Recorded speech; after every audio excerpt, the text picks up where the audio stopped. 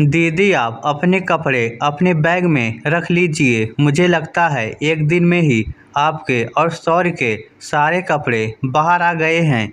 देखिए ना, कमरे में कपड़े ही कपड़े दिख रहे हैं। कहीं ऐसा ना हो कि आपके जाने के समय कुछ कपड़े यहीं पड़े रह जाएं। और प्लीज़ बालकनी में रखे गमलों और वहाँ के सामान को इधर-उधर मत कीजिएगा और कमरे के सामान को भी, वरना बंटू बिना वजह गुस्सा हो जाएगा। आप बिना बुलाए बिना बताए ही चली आई। अगर बताकर आती तो आपका रहने का इंतजाम नीचे किसी कमरे में करवा देती। कितने ही सालों बाद कुछ दिनों के लिए मायके आई कृतिका की भाभी ने उसे उसके बैग के ऊपर तह बनाकर रख दो 4 कपड़े और कमरा दिखाते हुए कहा तो कृतिका बुझे मन से अपने कपड़े बैग में लगाने लगी। क्या करती हो? वैसे भाभी ने कुछ गलत तो नहीं कहा था। बैग में कपड़े रखने से कोई कपड़ा छूट जाता तो फिर वापिस मायके सालों तक उसके ना आने या यहाँ से कोई इसके पास न जाने की वजह से वो कपड़ा बेकार ही हो जाता। पर अपनी भाभी के इस लहजे और कही हुई बातों से कृतिका का मन उदास हो गया था। वो इस उदासी में कब गुजरे जमाने में पहुंच गई उसे पता ही नहीं चला। जहां माँ थे, पापा थे, भाई थे और जान से प्यारा एक घर। लाडो देखो जरा रसोई की स्लैब इतनी ऊंची ठीक है या और नीचे करवाऊं? कृतिका को बाबा की आवाज़ सुनाई दी तो लिविंग एरिया का मुआयना करती कृतिका भागकर रसोई घर में पहुंच गई। हाँ बाबा, मेरी और माँ की लंबाई के हिसाब से इतनी ऊंची ठीक है, पर बाबा मेरे कमरे में मुझे दीवार में ज़्यादा अलमारी नहीं चाहिए। आप तो मेरे कमरे में लकड़ी का फर्नीचर लगवा देना बस। ठीक है बिटिया, जैसा तुम चाहो। बाबा के नया घर बनवाते समय कृतिका ने कितने प्यार और मेहनत से एक एक चीज़ देख परख कर बनवाया था। बाबा तो सारा दिन ऑफिस में रहते और भाई छोटा और उसका लाडला था तो उसे भी वो परेशान न करती। माँ कभी ख़त्म न होने वाले घर के कामों और बूढ़ी सास की सेवा में उलझी रहती तो किराए के घर से कॉलेज और फिर वहाँ से सीधे बन रहे नए घर में ज़्यादातर वहीं जाती थी मिस्त्री और मज़दूरों पर नज़र रखने। जहाँ कभी कभी उसे पापा मिल जाते थे और कभी कभी वहीं सारा दिन खड़े होकर काम करवाती। वो थक भी जाती थी, पर अपना नया घर बनने की उसे इतनी खुशी थी कि वो थकान भी उसके चेहरे पर गुस्सा नहीं मुस्कुराहट ही लाती थी। एक बार तो माँ पापा शहर से बाहर गए थे। उन्हें लगा कि वो शाम को लौट आएंगे, पर किसी कारण बस वो वापस नहीं आ पाए। तब कृतिका ने बिना किसी परेशानी के अपनी गुल्लक तोड़ मज़दूरों को उनकी दिहाड़ी दे दी थी, क्योंकि इतने दिनों में वो जान चुकी थी कि मज़दूर लोग जो रोज़ पैसे मिलते हैं उसी से रोज़ अपने घर का राशन ले जाते हैं, तभी उनके घर चूल्हा जलता है। इस बात पर पापा ने वापस आकर कितने गर्व से उसकी पीठ थपथपाई थी। गृह प्रवेश के बाद घर का हर कोना उसने कितनी लगन और प्यार से सजाया था। आज जिस कमरे को भाभी अपने बेटे का बता उसे किसी चीज़ को हाथ ना लगाने को बोलकर गई हैं, कभी वो कमरा उसका था। कितना पसंद थी उसे अपने कमरे की बालकनी, अपनी किताबों या फिर सिलाई कढ़ाई पेंटिंग जैसी किसी क्रिएटिविटी को करते हुए। वो हमेशा यही तो पाई जाती थी। फिर एक दिन वो शादी होकर इस घर से विदा हो गई और उसका अपना इतने प्यार से बनाया और सजाया हुआ घर थोड़ा सा पराया हो गया। पर बाबा और माँ और भाई तो उसके तब भी अपने थे। फिर कुछ सालों के अंतर में भाई की शादी और माँ बाबा के स्वर्गवास के बाद जैसे ये घर पूरा का पूरा पराया हो गया था। उस घर में अब एक कमरा तो छोड़ो, एक कोना भी उसका नहीं था। भाभी ने बरसों तक सहेजे उसकी पसंद के सामान को हटाकर अपने बेटे के हिसाब से उसके कमरे को तैयार करवा दिया था। वो तो चाहती ही नहीं थी कि वो कभी उस घर को मुड़कर भी देखे, इसलिए तो उसे कभी बुलाती ही नहीं थी। न कभी किसी तीज त्योहार पर फ़ोन करती। रक्षाबंधन, भाई दूज जैसे त्योहारों पर कृतिका ही जब अपने भाई को फ़ोन करती तो वो भी बस औपचारिक बातें ही करता। कभी गलती से वो अपनी बहन से घर आने को ना कहता और जब कृतिका उसे अपनी ससुराल आने को कहती तो हाँ आऊँगा कभी बोल बात को टाल देता।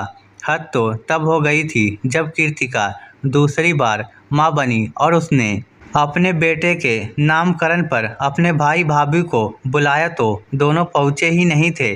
पहले तो कृतिका को लगता था कि शादी के 15 साल तक कोई बच्चा न होने की वजह से उसकी भाभी ने उसे बांझ समझ उससे दूरी बनाकर रखती है।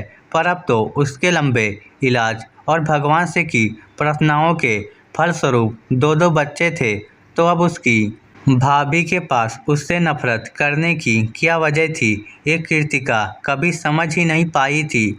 उसका छोटा प्यारा सा भाई भी उससे कोई मतलब नहीं रखता, ये बात उसको अंदर तक कचोटती थी। पर शायद उसने अपने घर की शांति के लिए उससे दूरी बना ली है। ये सोच कृतिका हमेशा अपने मन को समझा लेती थी। पर अभी कुछ दिनों से उसकी तबीयत थोड़ी सी खराब लग रही थी। उसे अपनी बढ़ती उम्र के साथ एक अनजाना सा ये डर सताने लगा था कि न जाने कौन सा दिन उसका आखिरी दिन हो जाए। जिंदगी का क्या भरोसा, पर अगर वो मर गई तो अपने मायके को देखे बिना तो उसकी आत्मा को तक शांति नहीं मिलेगी। बस यही सोचकर कृतिका खुद से ही आ गई थी, क्योंकि बरसों तक अपनी जड़ों से दूर रहने से उसकी हरी भरी गृहस्थी और मन का बगीचा मुरझाने सा लगा था। कोई लड़की आखिर कब तक अपनी जड़ों को सींचे बिना खुश होने का दिखावा कर सकती थी।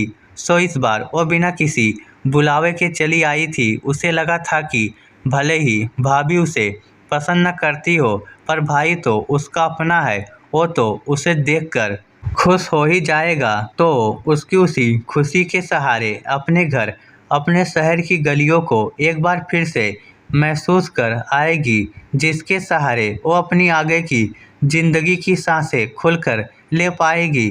पर कल मायके आकर उसे महसूस हो रहा था कि उसने यहाँ आकर बहुत बड़ी गलती कर दी। यहाँ आकर उसके भाई के चेहरे पर मुस्कान तो नहीं, पर बीबी और बहन के बीच पिसने की परेशानी जरूर बढ़ी हुई देखी थी। उसके भतीजे को तो कभी बुआ के बारे में बताया ही नहीं गया था। 2 साल का था वो जब उसने उसे देखा था।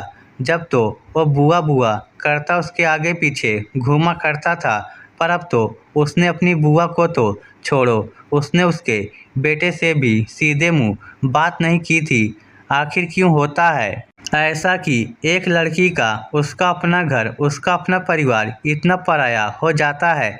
आखिर क्यों उसके अपने माता पिता के घर में लड़की का सारा सामान एक बैग तक सिमट जाता है? आखिर क्यों उसे अपने ही खून के रिश्तों द्वारा इतना अपमानित किया जाता है? आखिर क्यों उस लड़की को बिना किसी गुनाह के अपनी जड़ों और अपने बचपन की यादों से दूर रहने की सज़ा सुना दी जाती है? कृतिका के मन में लाखों सवाल थे, पर जवाब एक भी नहीं। इसलिए उसने अपना बैग समेटते हुए यहाँ की हवा को भी महसूस किए बिना आज ही वापस जाने का फैसला कर लिया था, क्योंकि वो नहीं चाहती थी कि उसके बेटे के सामने उसकी और बेइज्जती हो और वो उसके सामने अपनी नज़रें भी न उठा सके। तभी बाहर से उसके भाई भाभी की किसी से बात करते हुए बड़ी ही चहकती हुई आवाज़ सुनाई दी। कृतिका ने बाहर निकलकर देखा तो उसका भाई खुश होकर भाभी के मायके बात कर रहा था। शायद भाभी के मायके में उनके भाई की शादी थी, इसलिए उनके मम्मी पापा उन्हें फ़ोन पर निमंत्रण दे रहे थे और कृतिका की भाभी बड़ी ही खुश होकर कुछ दिन पहले आने को बोल रही थी। कैसा होता है ना, जो बहू अपनी ससुराल की बेटी के साथ परायों सा व्यवहार करती है, वही बेटी अपने मायके जाकर खुद अपमान और अपना हक चाहती है। सोचते हुए कृतिका अपना बैग उठाकर बाहर आ गई और अपने भाई से बोली, अच्छा छोटे, मैं चलती हूँ, अपना ख्याल रखना। पर इतनी जल्द अपनी बीवी से नज़र मिलते ही उसके आधे शब्द उसके मुंह में ही रह गए और उसने नज़र झुका ली तो कृतिका मुस्कुराते हुए बोली, बहुत मन था तुम्हें देखने का, तुम्हारे साथ कुछ बचपन की, अपने माँ बाप की यादें याद करने का, बस इसीलिए चली आई थी बिना तुम्हारे बुलाए इस घर को अपना घर समझ। पर यहाँ आकर पता चला कि यहाँ तो कुछ भी अपना नहीं है, ना तुम ना इस घर का कोई कोना। छोटे तुम मुझे अपना मानो या ना मानो, पर तुम मेरे लिए वही मेरे छोटे भाई हो जिसको कोई तकलीफ ना हो, इस बात का मैं हमेशा ख्याल रखती थी। तो आज भी वही ख्याल रखते हुए मैं यहाँ से जा रही हूँ, कभी ना वापस आने के लिए। अगर तुम्हारा कभी मन करे तो बिना झिझके चले आना मुझसे मिलने, मैं तुम्हें वैसी ही मिलूंगी जैसी बचपन में थी। ये बोलते बोलते कृतिका की आंखों से आंसू निकल उसके गालों को भिगोने लगे थे, जिन्हें पोंछते हुए वो अपनी भाभी की तरफ रुख करते हुए बोली, भाभी जिस तरह मुझे छोटा प्यारा है वैसे ही आप भी प्यारे हो। ईश्वर करे आपको आपकी आने वाली भाभी बहुत अच्छी, रिश्तों को समझने वाली और उन्हें अपना बनाकर रखने वाली मिले। मैं तो ऐसी अच्छी ननद नहीं बन पाई जिसे उसकी भाभी प्यार तो छोड़ो दूर का कोई रिश्तेदार समझ ही उसकी इज्जत कर लेती। पर मैं भगवान से प्रार्थना करती हूँ कि आप एक अच्छी ननद जरूर बन पाए। इतना बोलते बोलते कृतिका की हिचकी बंध गई थी, जिन्हें वो अपने अंदर जज्ब करने की नाकाम कोशिश करती हुई अपने भतीजे के माथे को प्यार से चूमते हुए अपने बेटे का हाथ पकड़े पूरे घर को अपनी सूनी आंखों में समेटते हुए अपनी सूखी जड़ें मुरझाए पत्तों का भार लिए मायके की दोहरी पार कर गई थी, कभी ना वापस आने को। इस स्टोरी को लेकर आपकी क्या राय है नीचे कमेंट करके हमें ज़रूर बताइएगा। धन्यवाद।